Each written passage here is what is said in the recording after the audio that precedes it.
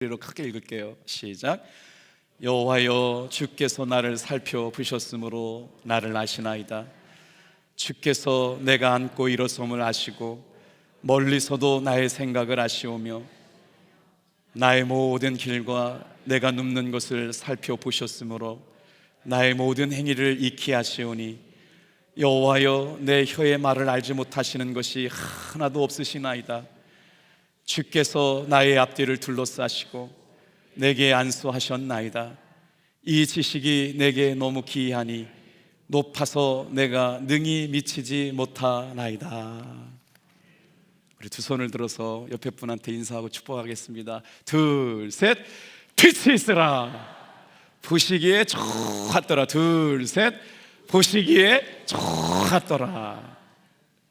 제가 이렇게 사진을 탁 찍어놨어요. 이렇게 이 사진을 왜 찍었냐면 이 모습 이대로 마치는 시간까지 끝까지 오는 거예요. 할렐루야. 섣불리 아멘을 못 하시네. 아멘. 잘 오셨어요. 오늘은 하나님 앞에 숨길 수 없는 인생이라는 제목을 가지고 말씀 나누려고 그래요. 한 교회 주차장이 부족했답니다.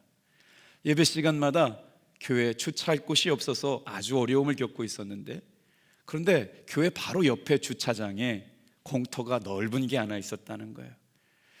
저 땅만 우리에게 주시면 참 교회 주차장으로 쓰면 좋겠다, 얼마나 좋을까. 그래서 성도들이 하나님 앞에 기도하기 시작했답니다. 그런데 그 땅의 주인은 팔 생각도 없었고 그는 불신자였습니다. 그런데요, 성도들이 기도하고 나서 놀라운 일이 시작됐습니다. 그 땅 주인이 직접 교회를 찾아와서 이렇게 말하는 겁니다. 교회가 주차장이 필요하다고 하시길래 제가 주차장을 쓸 수 있도록 저희 땅을 드리겠습니다. 아무 조건 없이 무료로 우리 땅을 사용하십시오. 할렐루야. 조건이 있습니다. 1년 52주 중에 51주는 사용하시지만 딱 한 주, 그 한 주만큼은 주차장으로 사용할 수가 없습니다. 성도들은 기도가 응답됐다고 얼마나 감사하면서 좋아하는지 1년, 2년, 3년이 그렇게 지나가면서 사람들은 좋아했다는 거예요. 그런데 웬일입니까? 사람들의 마음이 욕심이 지나친 거예요. 어느 날부터 교회 성도들의 입속에서 불평이 시작됐다는 거예요. 아니, 땅을 빌려주려면 52주를 다 주지, 왜 딱 하루를 빌려주지 않아가지고 그날은 저쪽에다가 주차해야 되고 그냥 멀리 주차해야 되고 불편한 게 너무 많다고 그러더라는 거예요. 그래서 원망과 불평이 커져가지고 할 수 없이 교회 대표가 그 땅 주인한테 전화를 드렸대요.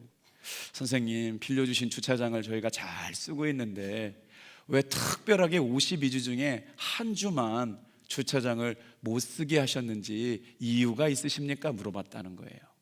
그랬더니 그 땅 주인이 이렇게 얘기합니다. 다 같이 한번 따라해 보세요. 그래야 이 땅 주인이 누구인지 알 거 아니오. 조금 세게 얘기했는데, 그래야 그 땅 주인이 누군지 알 거 아니오. 여러분, 에덴 동산에 선악과를 주신 이유가 이와 같지 않을까요? 에덴 안에 있는 모든 것은 내 마음대로 따먹지만 동산 중심에 있는 선악과는 따먹지 말라고 하신 이유가 뭘까요? 그래야 이 동산의 주인이 누군지 알 거 아니오 라고 말씀하시는 거 아닙니까?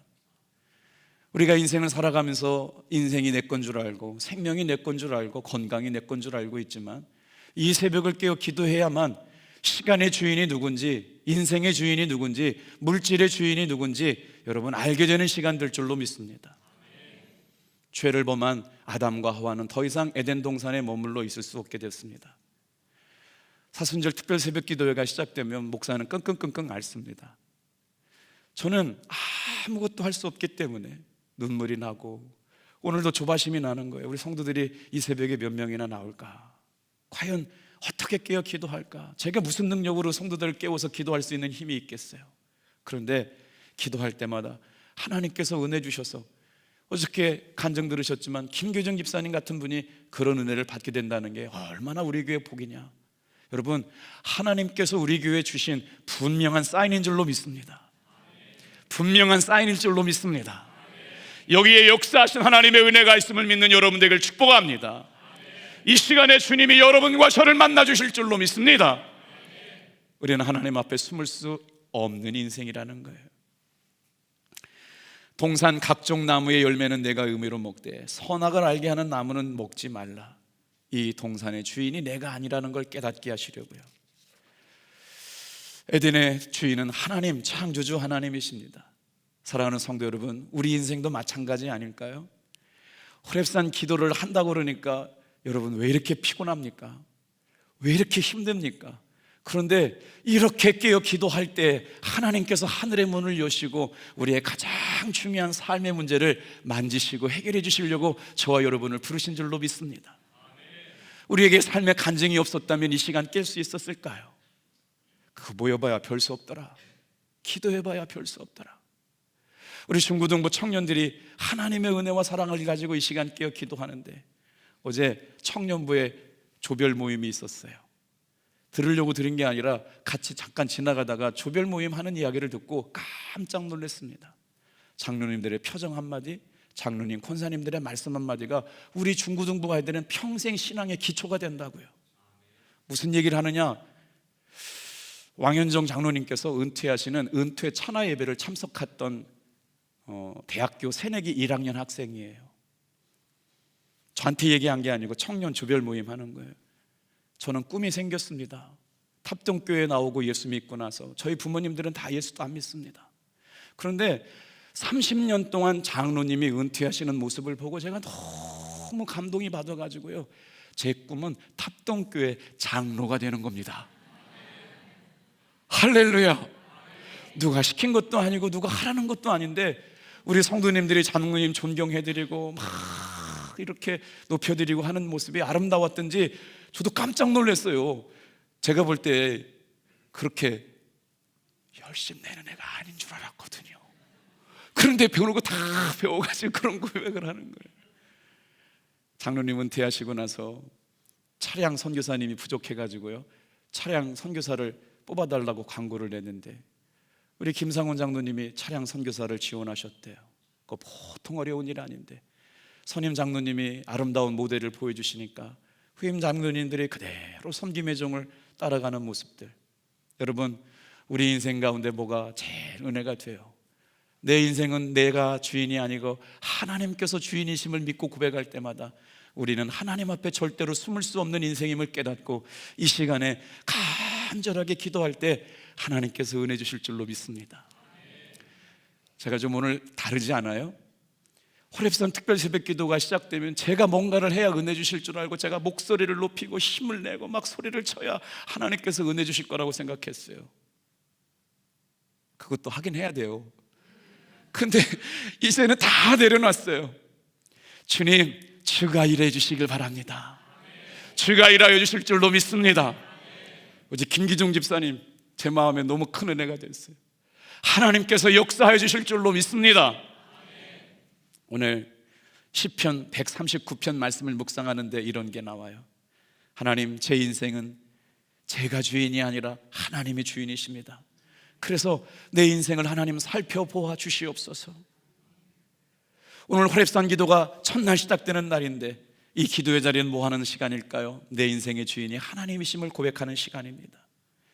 종종 사람들은 자신이 괜찮은 믿음 생활하고 있다고 생각할 때가 많습니다. 신앙도 괜찮은 것처럼 보일 때가 많습니다. 그런데 여러분, 성경은 놀랍게 말씀하고 있습니다. 사람들은 외모를 보고 평가하지만 하나님은 마음의 중심을 보신다고요.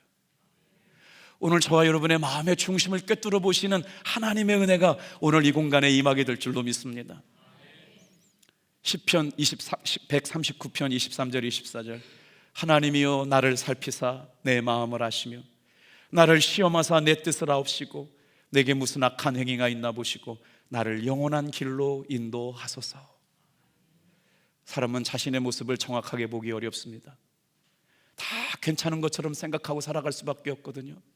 그런데 내가 생각하는 나의 모습과 하나님이 보시는 나의 모습은 다를 수밖에 없으니까 이 시간 다시 한번 예수님의 십자가의 여러분 복음으로 저와 여러분을 바라볼 수 있게 되길 주님의 이름으로 축복합니다. 정작 자신의 마음 깊은 곳을 보지 못할 때가 많아서 성경은 말씀합니다. 사람은 겉모습을 보고 판단하지만 하나님은 마음의 중심을 보고 판단하신다고요. 사람은 외모를 보거니와 여호와는 그의 중심을 보시느니라. 오늘 저와 여러분들의 삶에 하나님께서 어떻게 나를 살피셔서 나는 하나님 앞에 숨을 것이 없는 인간임을 고백하게 될지 짧은 시간에 세 가지를 묵상할 거예요. 다 같이 한번 따라합니다. 하나님은 나를 아십니다. 여호와여 주께서 나를 살펴보셨으므로 나를 아시나이다. 제가 이번 호렙산 기도회를 준비하면서 신앙생활하면서 읽어야 될 영적 고전들이 있어요. 수많은 사람들이 말씀을 통해서 은혜를 받고 그것들을 기록해놨던 영적 고전들이 있는데, 하나님 앞에 숨을 수 없는 인생을 살아갔던 사람들이 썼던 영적 고전들을 하루에 1개, 2개, 3개 정도를 같이 나누려고 그러거든요. 살펴보다라는 말이 하카르라고 하는 말이에요. 여러분은 안 보이시지만 지금 이 시간 하나님의 눈이 여러분을 살펴보세요. 하카르 하세요. 어떻게 살펴보신대요? 깊이 보신답니다. 깊이 완전히 탐색하신다요. 이렇게 스캔하면 감출 수가 없잖아요. 암이 있는지 뭐가 있는지. 근데 하나님은 우리의 영혼을 스캔하시는 거예요. 어떤 걸 스캔할까요? 무슨 마음을 갖고 있는지, 어떤 생각을 갖고 있는지 하나님께서는 영혼을 스캔하세요. 그게 바로 하카르입니다. 주여 주께서 나를 살펴보셨으므로 나를 아시나이다.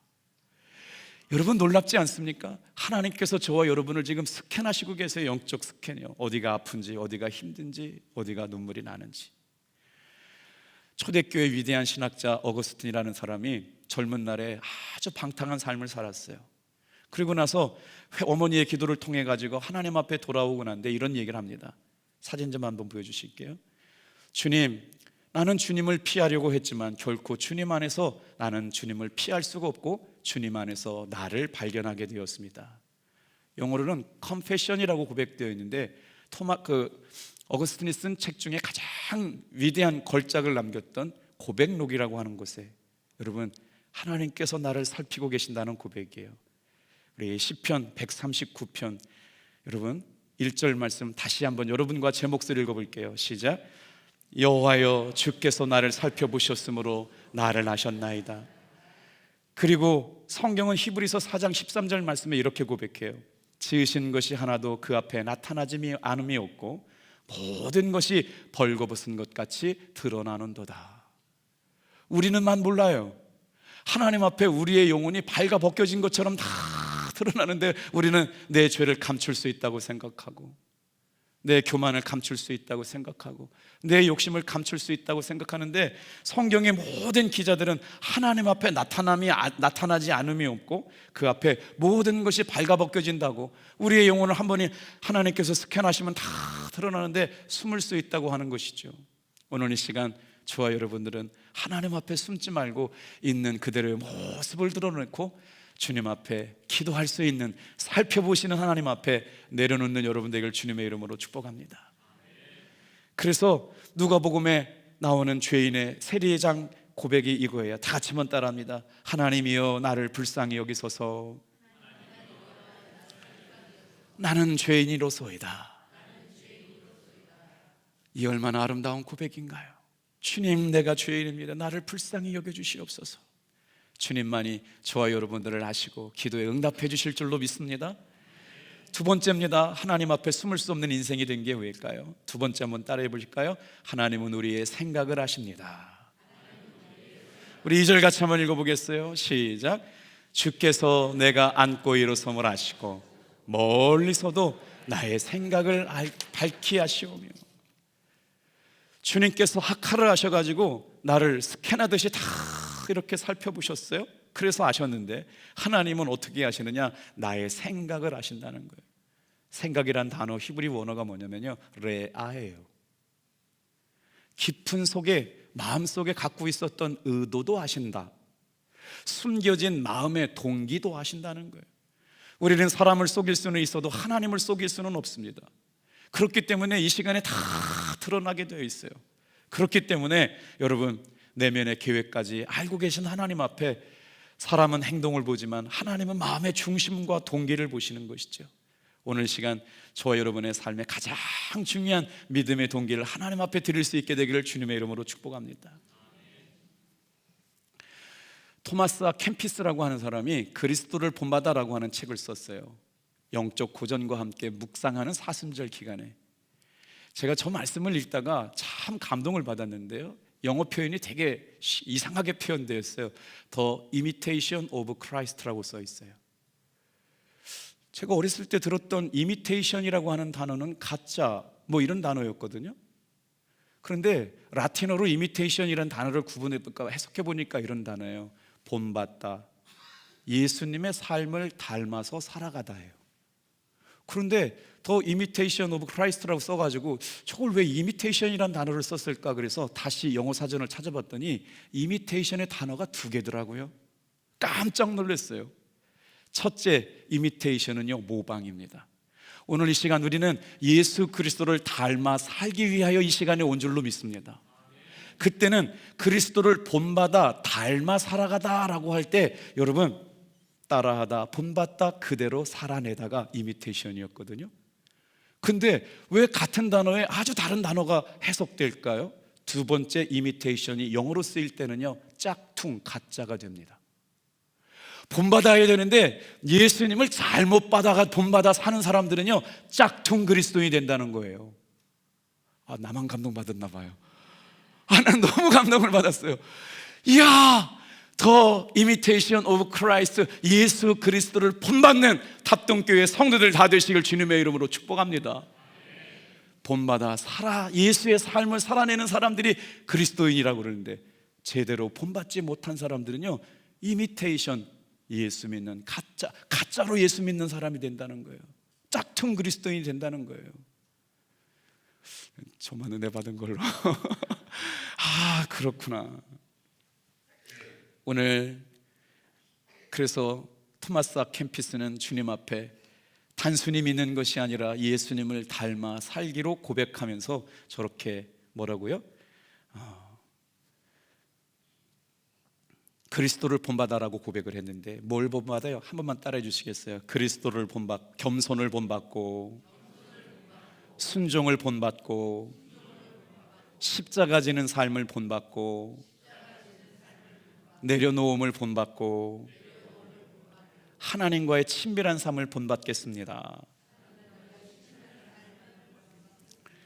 오늘 저와 여러분의 삶에 주님께서 내 영혼의 모든 생각과 마음의 중심까지 나를 아시고 나의 생각까지도 아시는 그 주님 앞에 오늘 사순절 기간 주님을 사랑하는 믿음으로 온전히 기도할 때 하늘의 문이 열려지는 응답을 경험하게 될 줄로 믿습니다. 세 번째예요. 다 같이 한번 따라해 볼게요. 하나님은 우리의 길을 아십니다. 우리 3절 같이 한번 볼까요? 같이 읽어볼게요. 시작. 나의 모든 길과 내가 눕는 것을 살펴보셨으므로 나의 모든 행위를 익히 아십니다. 하나님은 나를 아셨다. 하나님은 나의 생각을 아셨다. 그런데 하나님께서 뭐라고 말해요? 다윗이 고백하는 거예요. 하나님은 나의 길도 알고 계시다. 히브리어 원어는요, 데레크라고 하는 단어를 썼어요. 내가 걸어가고자 하는 삶의 방향도 아신대요. 내가 걸어가고자 하는 삶의 여정도 아신다는 거예요. 내가 어디로 가고 있는지, 내가 무엇을 선택하려고 하는지, 어떤 삶의 방향으로 가려고 하는지 주님께서 아신다는 거예요. 책 한 권 소개시키고 이제 말씀 마치려고 그러거든요. 계속 반복될 거니까요.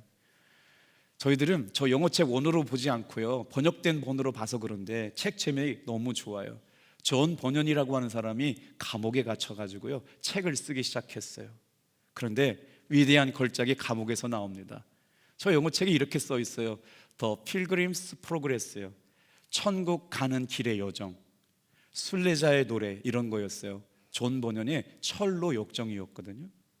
그런데 그 노래가 사람은 나를 감옥에 가둘 수 있지만 하나님의 눈은 나를 감옥에 가둘 수 없게 만드셨다.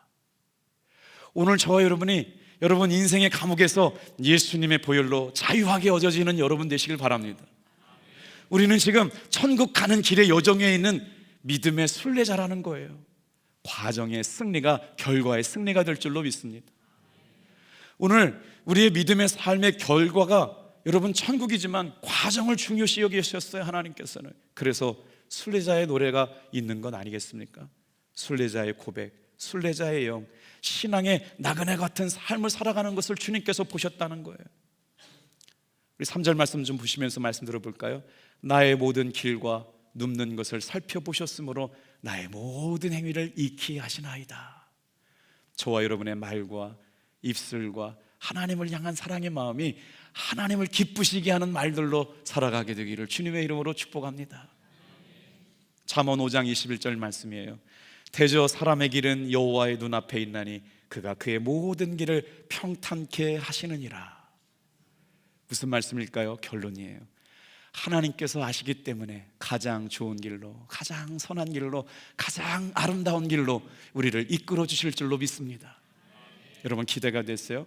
이제 20일 동안 점점 하나님이 행하실 놀랍고 비밀하고 아름다운 일들을 여러분 기도할 때마다 구체적으로 발견하게 되는 여러분 되길 주님의 이름으로 축복합니다. 다 같이 한번 따라해 볼게요. 하나님 앞에서 숨을 수 없는 인생이라면 하나님 앞에 서서 살아가겠습니다. 누구도 하나님을 피해서 살아갈 수 없다면 이제부터는 하나님 앞에 서서 살아가겠습니다. 코람데오의 삶이에요. 오늘 시편 139편의 다윗의 고백은 두려운 말씀이 아니라 오늘 저와 여러분들에게 주시는 위로의 말씀인 줄로 믿습니다. 새벽을 깨우시느라고 힘드셨죠? 정말 하나님이 부어주시려고 약속하셨던 그 은혜와 그 감동과 그 갈망을 가지고 끝까지 승리하는 우리 모든 성도님 되시길 주님의 이름으로 축복합니다.